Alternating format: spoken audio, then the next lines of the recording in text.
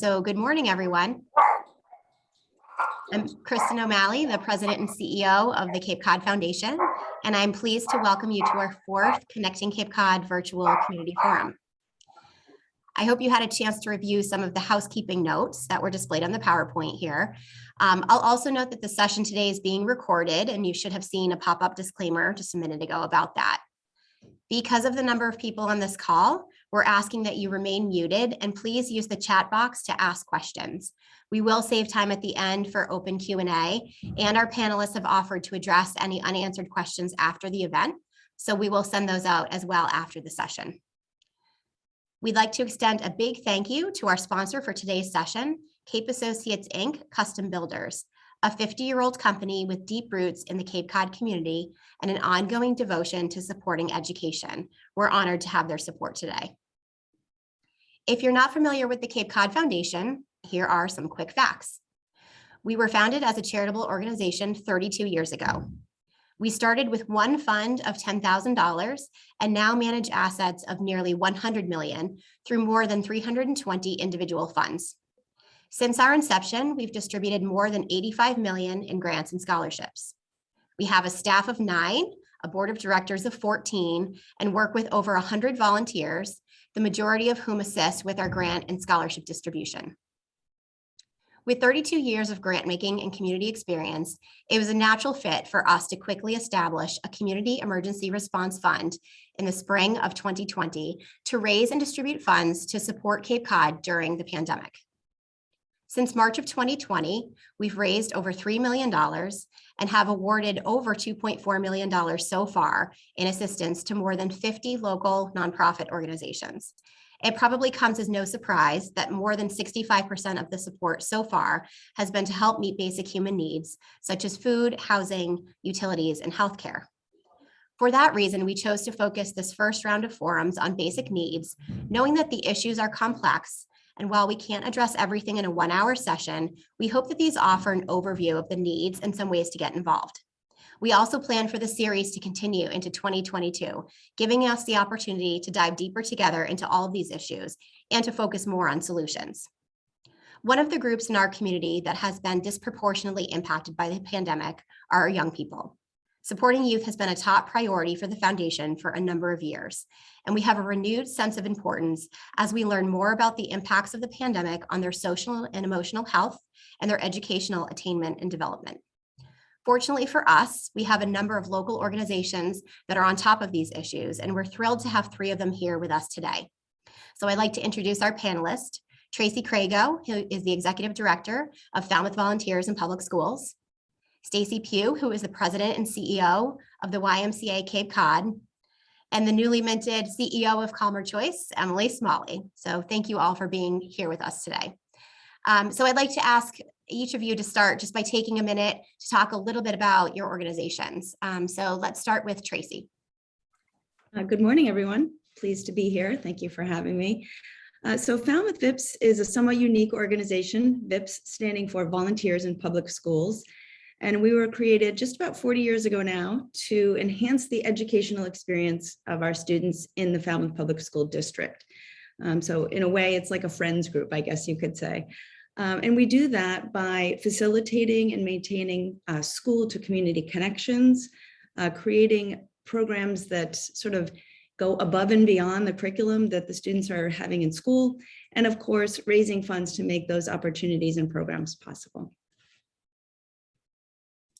Great, thank you. Stacy. Good morning, everyone. Well, the Cape Cod YMCA serves a breadth of people across the Cape. We call it cradle to grave sometimes. So our youngest children in infant programs, all the way up to seniors who are staying active and healthy in what most people think of as the gym and swim side of the YMCA. But certainly an incredible amount of response before the pandemic on youth needs and serving youth and families and children. And it's even greater now than ever before. We still have gym and swim. We're thrilled to be reopened. When there was no gym and swim, what did the Y do? We sort of raised up the youth side of our work and leaned into that even further. and are pleased to keep leaning in and in that direction. Thanks, Stacy. And Emily. Good morning, everyone. Thanks so much for having me. So Calmer Choice, we teach mindfulness-based prevention programs, both in the schools on Cape Cod and across the bridge in some communities in southeastern Massachusetts, and then teach the programs as well for the broader community.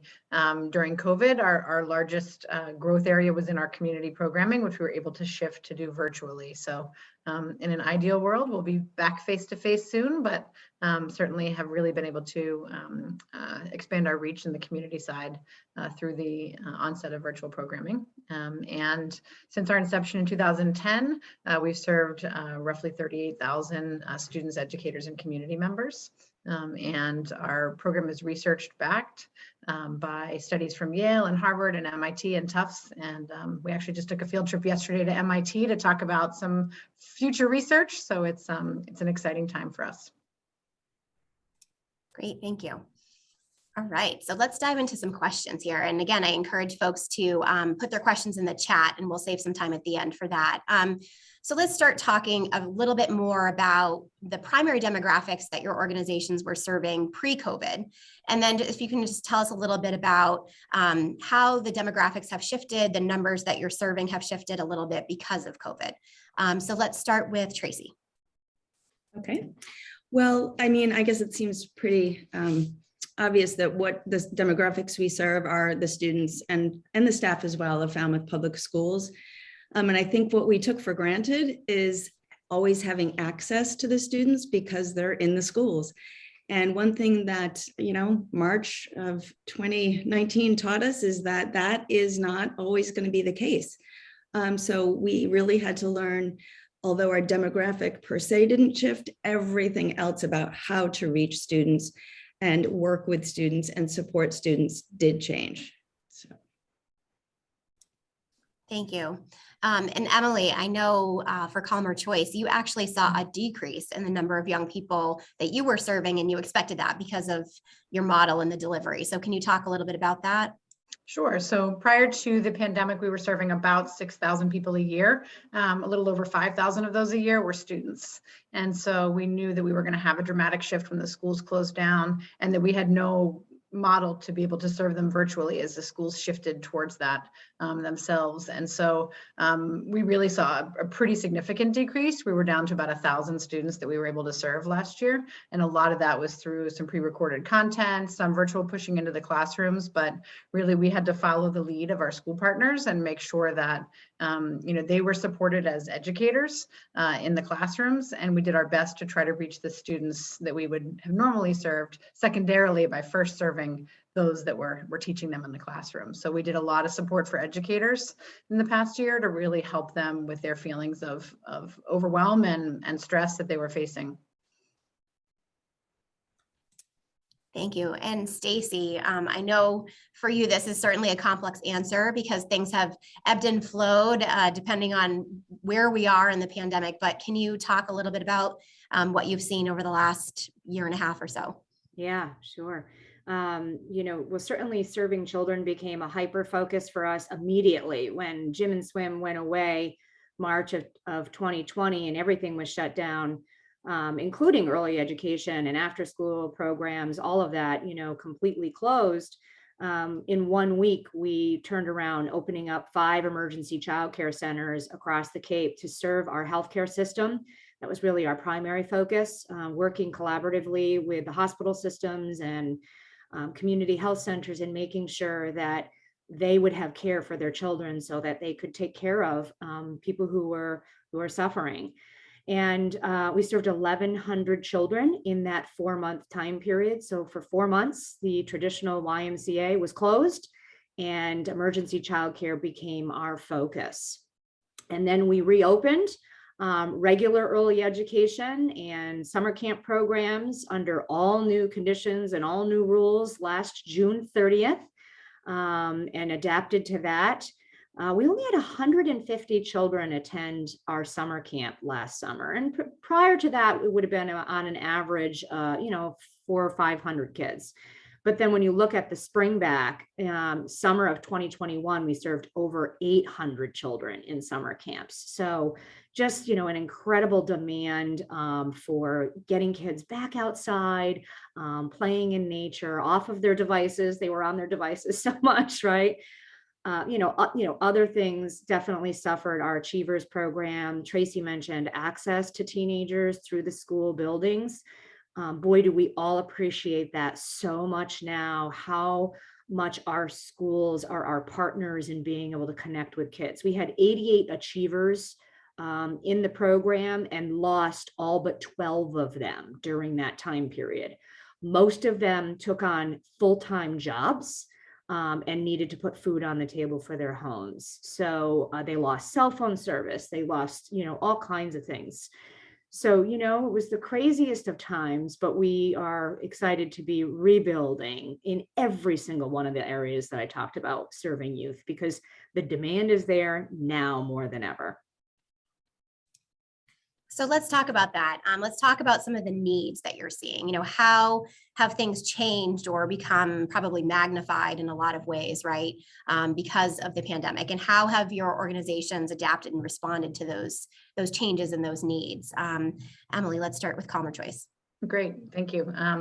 Yeah, this is really key for us. We've been really seeing a real increase in trauma, as I'm sure anyone who works with kids is experiencing also. And that's something that, kids that were able to sort of, fly under the radar, so to speak, in their classrooms are now really presenting with real issues as it relates to trauma. And the research studies are finally coming out about the pandemic and sort of the impact on the mental health of young people. And it's very similar to other sort of traumatic circumstances that are, comparably, violent, disruptive, really kind of unsettling for families. The financial stress that people face, the isolation, sort of all those things combined is really showing up in kids in ways that were completely at least we were not initially really expecting. And so what we've done in response is really try to empower and train our instructors who are in the classrooms with the kids to be aware of what trauma looks like and how it shows up and how to manage that through mindfulness.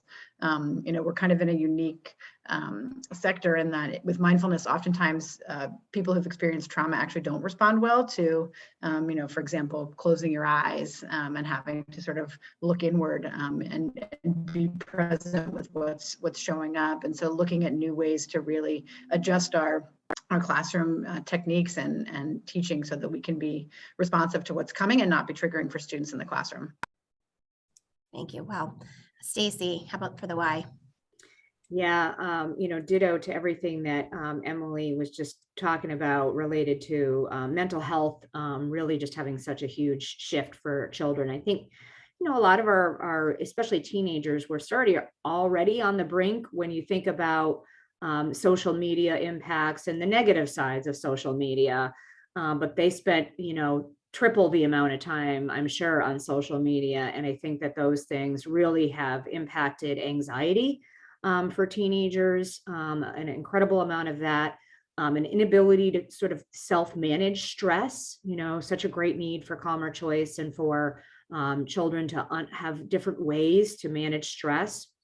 I think violent behavior, definitely something that we saw. And when I say violent, we're talking about kids with weapons who are actually, bringing those to programs and threatening others with them.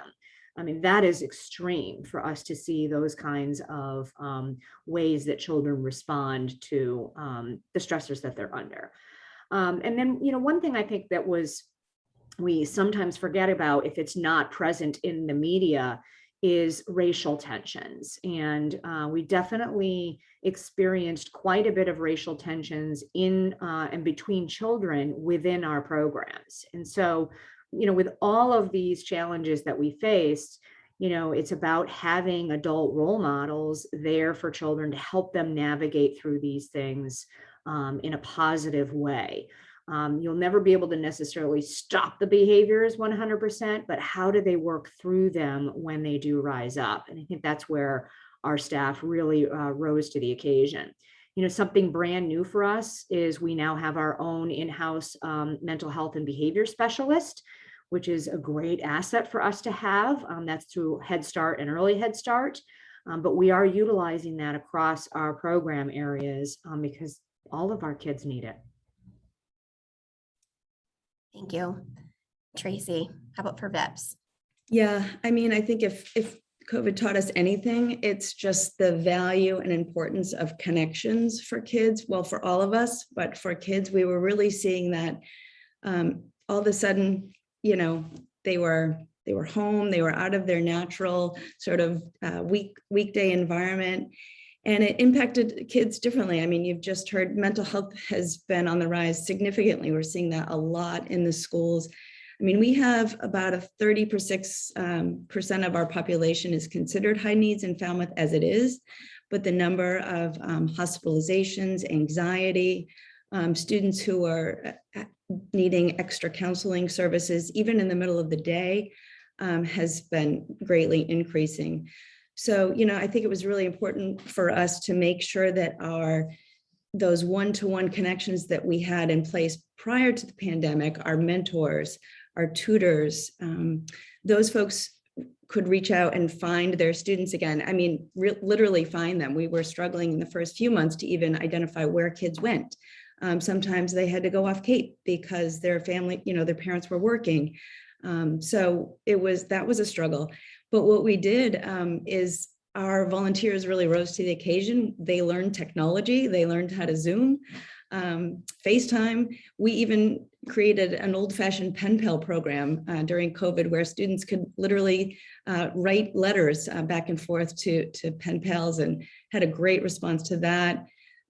We created a Wellness Wednesday series, which is a video series where we did a lot of sort of mindfulness and breathing techniques with the kids.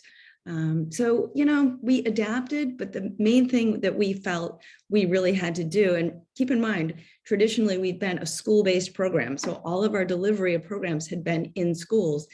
That's gone. So let's find ways to keep those connections happening any way we can. And, you know, we're going to obviously continue that going forward.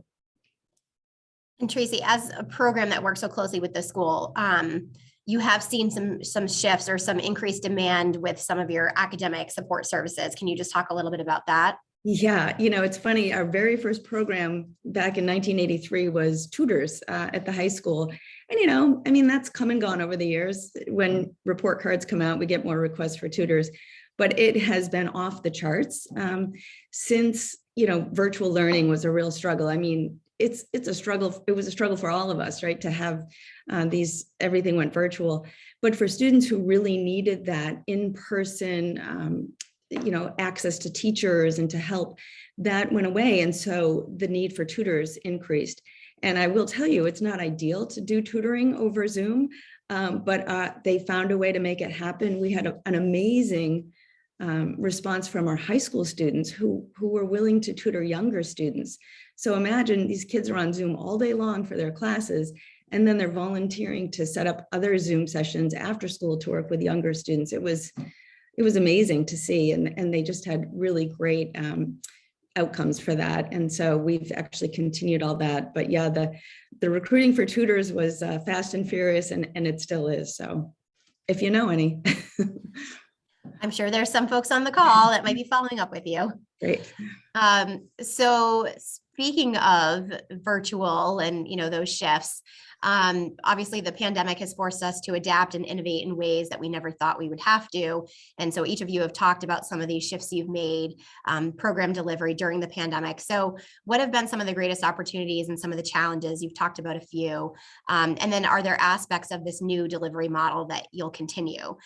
Tracey and Emily, I know that you've both realized a lot of the benefits of virtual and expanding access. So can you talk about that? Let's go Tracey first. Sure.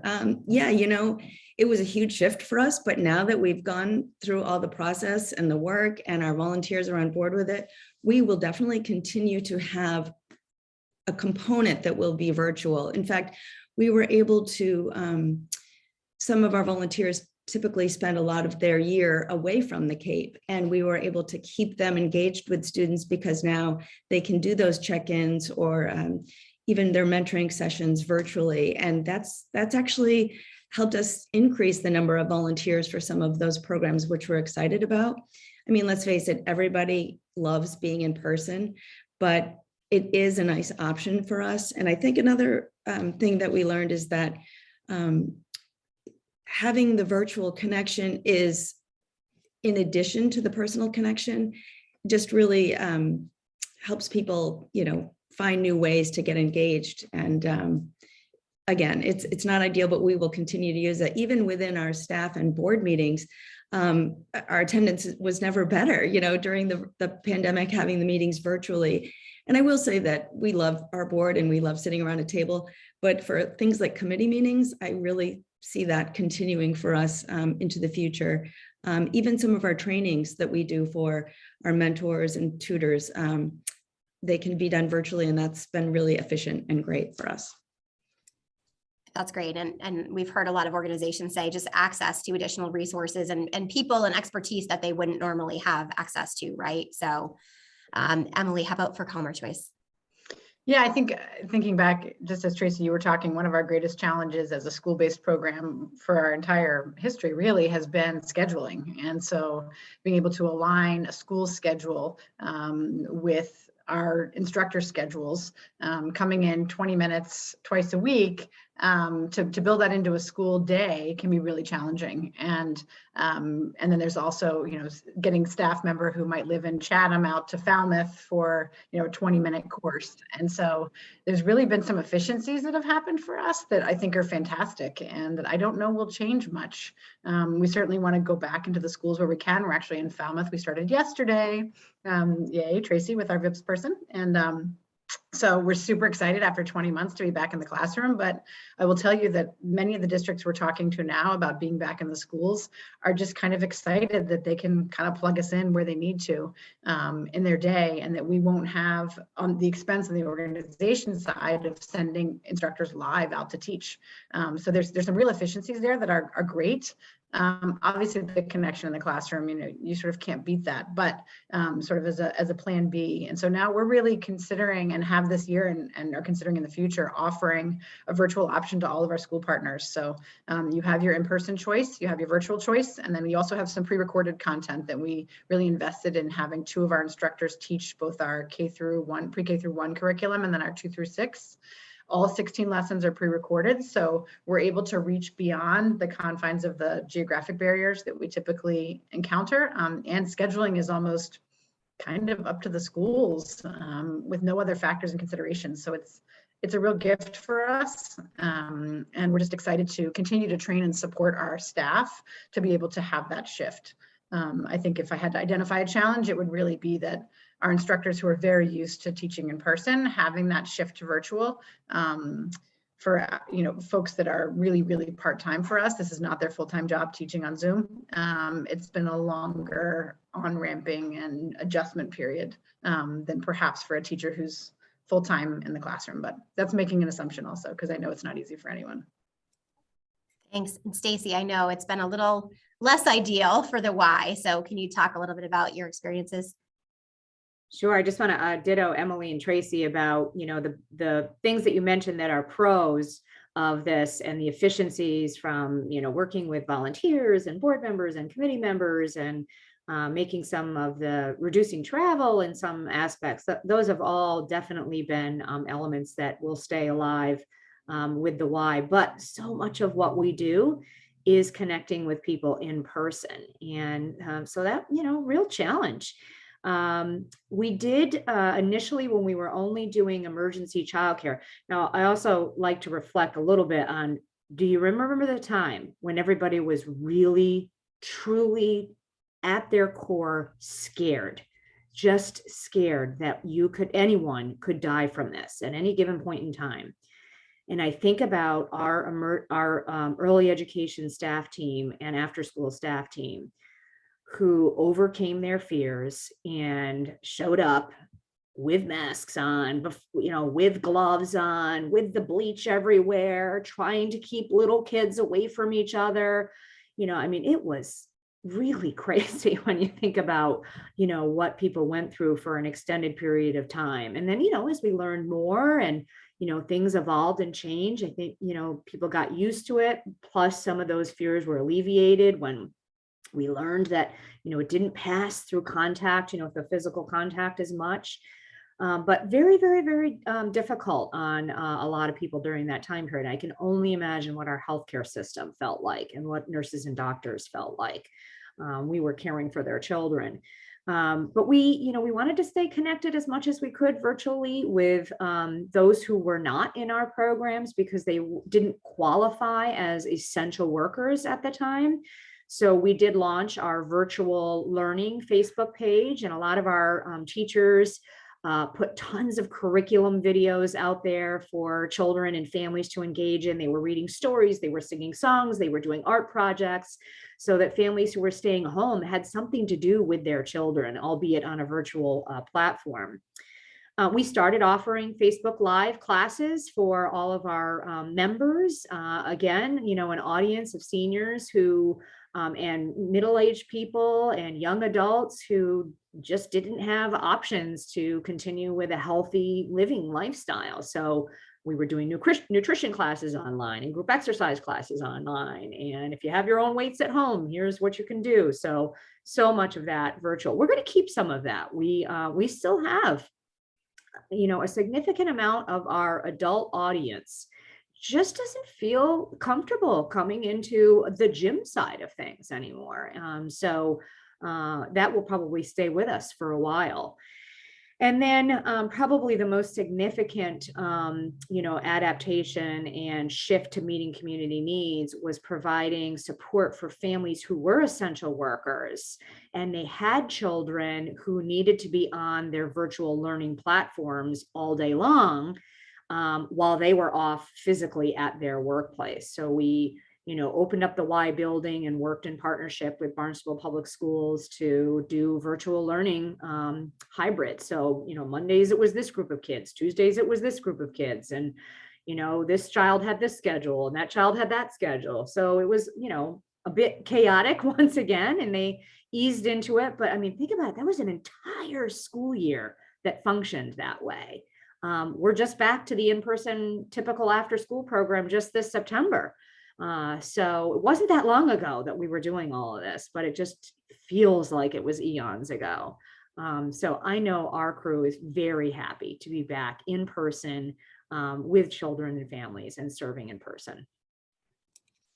Thanks. And even though it was chaotic on your end, I can't imagine how grateful those families were to have that resource, to know that their kids weren't home alone trying to navigate this, or whether they were even on their virtual classroom or not, so that was a great resource that you provided for sure. So we talk a lot about the power of partnership and collaboration. And, from our perspective, obviously, there's never been a time where this has been more important than now. So can you each give an example of a key partnership or a strategic alliance that, whether it's new or existing, that really made the difference in your ability to continue to provide services for young people, during this time?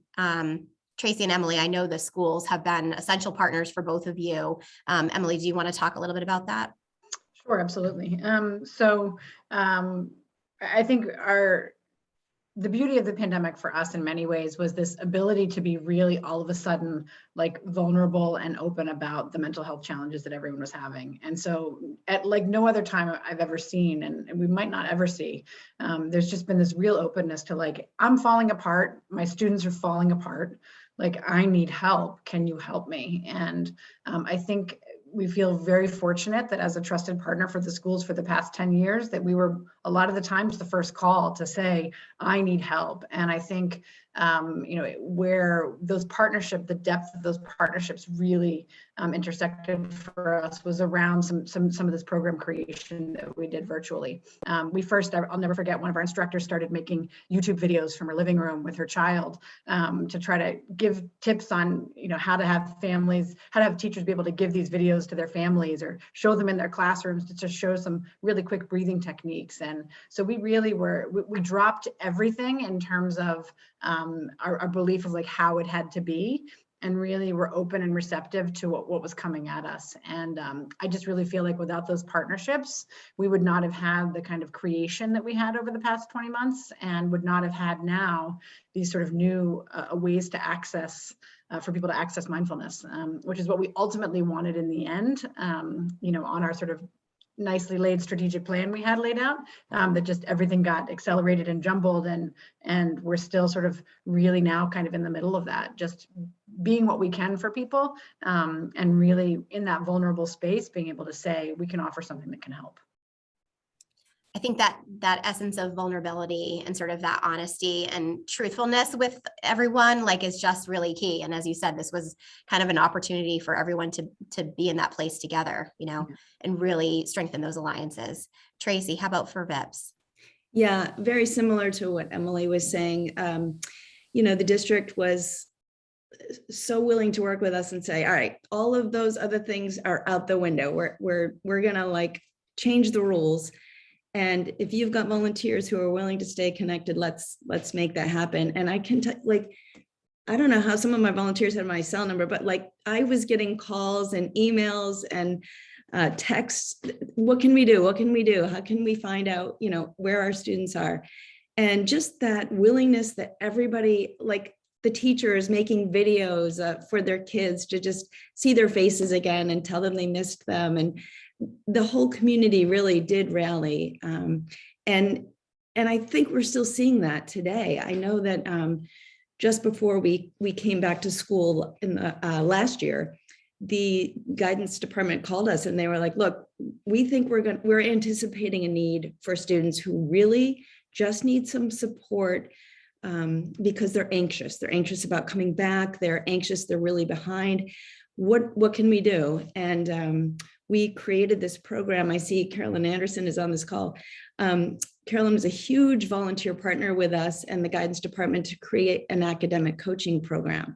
And that is literally just what it sounds like. It's somebody who checks in with students once or twice a week just to see how's it going, and really breaking out their workload for them into small, manageable pieces, giving them that confidence that they need, that you can do this.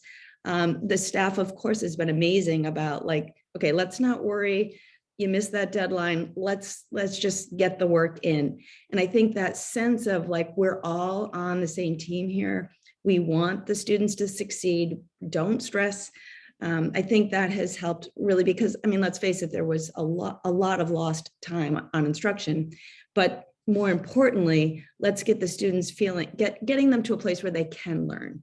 And I think that's been the real thing that we've taken out of this whole event. Thank you. Stacey? Yeah, I mean, I would ditto everything about the public school systems, you know, every single one, you know, we're trying to do our best to just, you know, work and meet those needs. But I have a little bit of a different perspective on this one.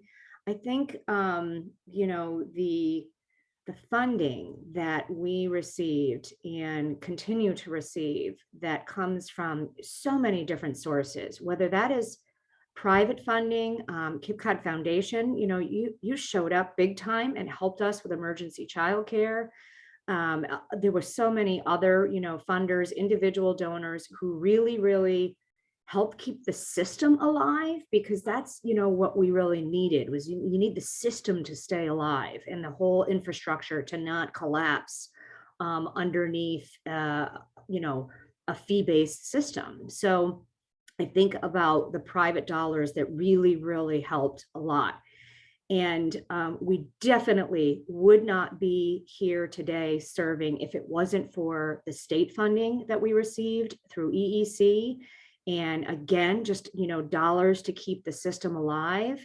I think probably most, you know, nonprofits on the Cape that are still surviving are incredibly grateful for PPP funds and ERTC funds, and how our government has really supported us. And their awareness level now of some of the essential needs that keep our economy going, I think has shifted dramatically. And that is going to serve our communities well into the future as we see more resources pumped into serving children and youth and families because it's critical to our survival. So I know we are incredibly grateful at the Y for every penny we received from any source, because no money, no mission. Thanks, Stacy. And I appreciate you saying too, it's that mix of all these different funding sources, right? Because we know a lot of times, state and federal dollars might have, certain limitations on how the dollars can be spent. And that's where private philanthropy can sort of fill in gaps. And so it really is like a mix, right, of all those different components. So I appreciate you saying that. Thank you. So we've talked a lot about needs. So let's spend a few minutes on solutions. So Stacy, I'm going to start with you. What do you think are some of the broad scale solutions that we can work on as a community to really make sure that we're effectively and impactfully serving young people here on Cape Cod? Yeah, I think, what we were talking about before with what we saw around mental health issues, anxiety, stress, violent behaviors, racial tensions. I mean, I think all of those areas of focus for our young people are now amplified, and more resources definitely need to be provided in that arena. Tracey, I think you mentioned something about, kids who are hospitalized for, just an inability to be able to function. And, oftentimes our young people, they're hospitalized in the ER for 30 days because there's no place for them to go. And that is just unacceptable. How is that acceptable for our society to sustain that for young people who are literally in mental health crisis? So something there has to change in the system that I think it's going to take all of Cape Cod, all of the state, all of these different groups to really rally around to change a system. Thank you. Emily. Yeah, I agree, Stacy. And I think there's a piece too of we find ourselves sometimes, kind of looking back on the past 20 months and wishing it away, and really sort of continuing to embrace the lessons that we've learned here, particularly around trauma, prioritizing mental health, prioritizing racial equity. Some of the things that all of us have faced as individuals, they're like massive cruise ships taking their time getting across a very vast ocean, and change is not going to happen overnight. And we still have to continue to move in that direction. And we're guilty of it too. I find myself like, okay, well, let's put that right here and get back to something. And there's really no getting back to. And I think that's the piece that I'm trying to keep alive for us at Commerce Choice, is that the way we were doing things maybe wasn't the best way. It was the best way we thought we had at the time, but now that we have new information, the old solutions aren't going to work anymore with what our generation of kids that we're serving is facing, and will continue to emerge. I really believe it will not be, the mental health challenges that the kids are facing are not going to show themselves for all kids just now as they're returning to school. It's going to be years and years later, and sort of what protective factors can we increase in people now, so that when the time comes that they're really sort of living in that trauma again, which will come, how have we sort of helped protect them from some of the negative behaviors that can come of that and the negative consequences. So I think it's almost a remembering with each step of the way that there really is no kind of going back. Such important points. And I think there seems to be a willingness to expand and continue the conversation, right? To think differently about how we are addressing some of the needs here. And, on the plus side, we also have resources coming to our community, whether they're private dollars or, state and federal relief funding, where we can be really thoughtful and strategic about this. So that's the opportunity, right? Tracey? I'll just, add very briefly. Another resource that I think we're very fortunate to have on Cape Cod is people. A lot of people that have time on their hands. And I can tell you that all of us would love to have an hour of your time a week, because I think that we can all be part of the solution and getting kids back and helping just be a supportive, whether it's a mentor. I see JR's on the call. We can always use mentors, school-based and community-based, lots of opportunities there. helping with after-school programs, helping at the Y, helping learning mindfulness. Honestly, there are so many ways in all our communities that we can really help lead that change and support for students. And, you know, VIPS is a model that we are sharing with other school districts on the Cape. Frankly, I think it should be in every district in the Commonwealth and beyond. It's totally doable, and it's really all about people getting involved. Thank you. And that actually is a great segue into our next question. So, you know, besides donating to organizations, obviously volunteering, what are some other ways that folks can get involved if they want to, you know, support young people, and whether it's with your organizations or if there are community collaboratives or certain initiatives that are happening? Tracey, did you want to expand any further on your? I'll just, one of my former board presidents used to say, you can be a doer, you can be a donor, or you can be a door opener. It's probably not his own original saying, but I love that because there are some people who can be all three, but at the very least, everybody can be one of those things. And I know that our organization is greatly benefited by people who are the door openers, who are just introducing us to other services, other people, other organizations that might want to partner with us to do things.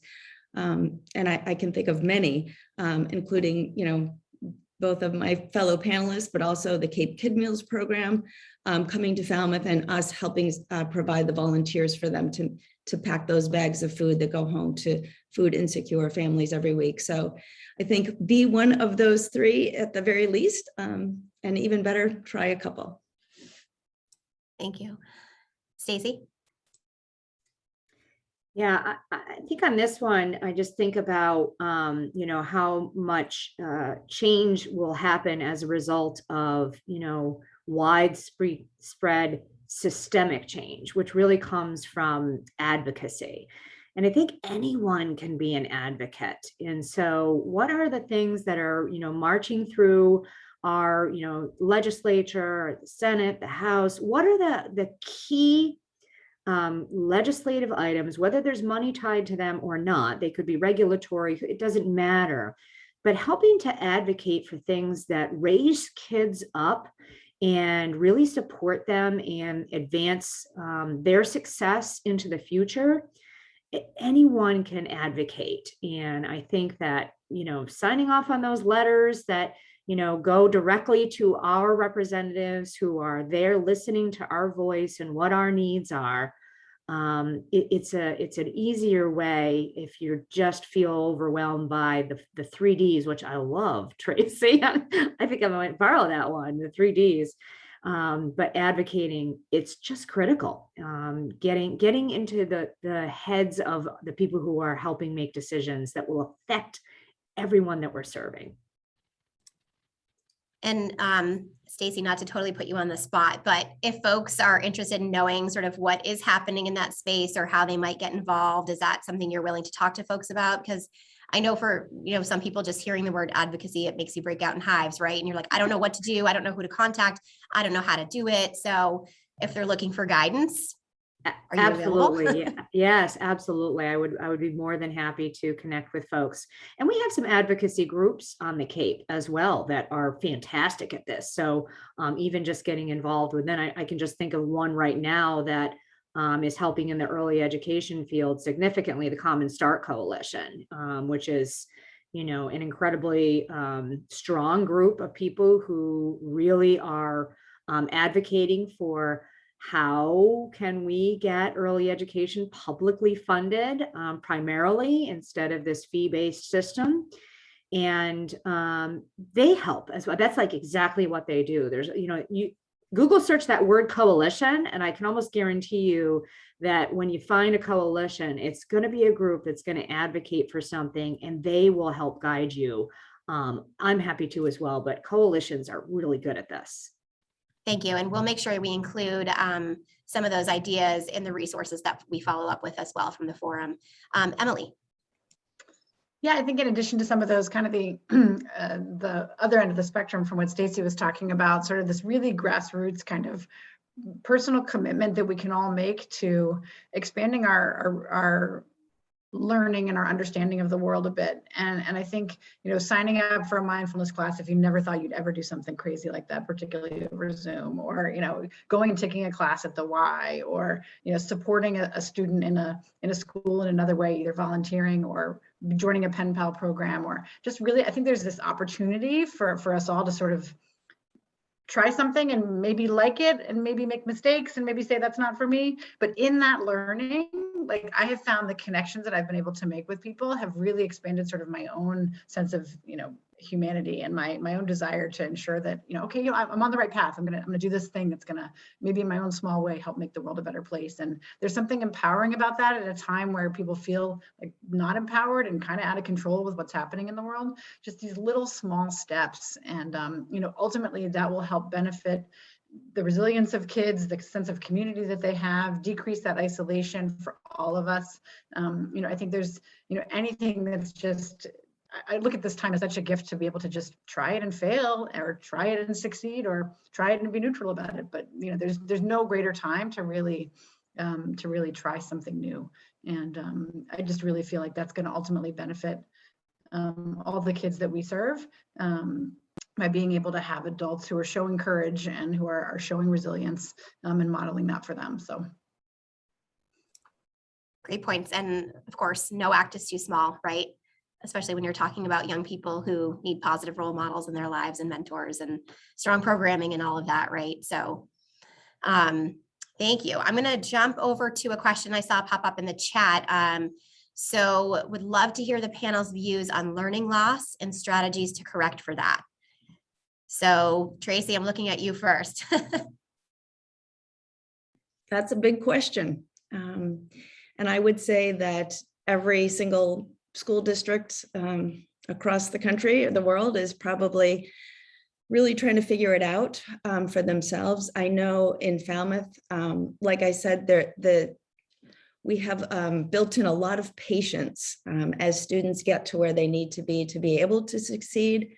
And it's different for all kids, and it was before COVID, but it definitely is now. And I would say I've been super proud to be a staff member and go to these staff meetings and listen to the teachers talk about, the different levels more than ever before, sitting in front of them. Just kids who absolutely they weren't present last year for one reason or another.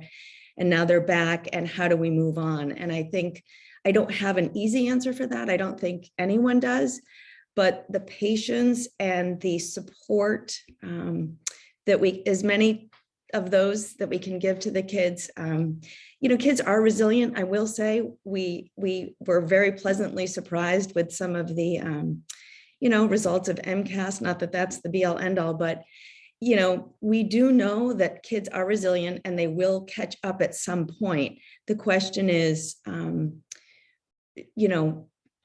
also equity, right? We want all kids to catch up. We don't just want kids who have the services to catch up at home. So we want to make sure that when they're in school with us, that we're providing them with as many supports as possible.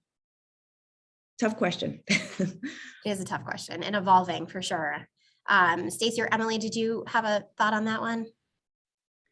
Yeah, I mean, I agree. It's a tough one. I agree with everything that Tracey was saying. I think, just being there in our programs and services and being back there to support and help kids to focus as well, because they're now being overwhelmed by all of these things. Again, pressures and demands kind of went back to normal for them. And now they also have these added mental health stresses. So how do they focus? And so I think that any way to be able to support kids in focusing on what's important and letting go of some of the things that aren't as important, I think is a great role for us to help guide children in that direction.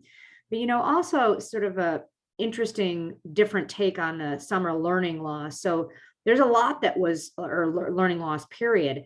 There's a lot of things that children lost besides the academic side of it. They lost the ability to connect and appropriately with other children, and making eye contact with other people, and having good conversations, and trust.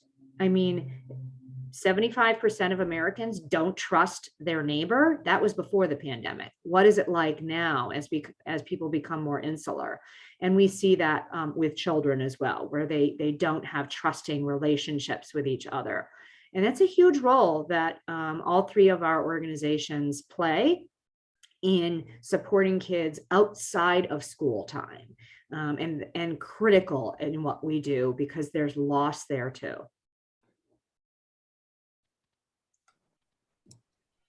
Thanks, Emily. Anything else to add? Yeah, just slightly. We're sort of on a secondary sort of observer of learning loss because we're not dealing directly sort of in an academic program. But one of the things in our conversations with our school districts that we've noticed is really ensuring that we're not actually communicating to the kids, you're going to be behind academically, like, you're going to need to catch up. I mean, the kids feel it on their own. My 5th grader starting middle school is already like, this is 2nd grade math and I don't even remember it. And it's difficult enough. And sort of the language that we're using and the way we're talking about what has occurred, really sort of with tremendous compassion and grace for what everybody's been through, has been really, really important for us to kind of help model that compassion for people that are working in the schools and feeling totally frustrated by the idea that the kids are not academically where they need to be. But I think of that old like parenting phrase that you're likely your 3-year-old that isn't potty training on time is likely probably not going to go to college in diapers. Like, I still sort of think that like we're going to recover from this, and like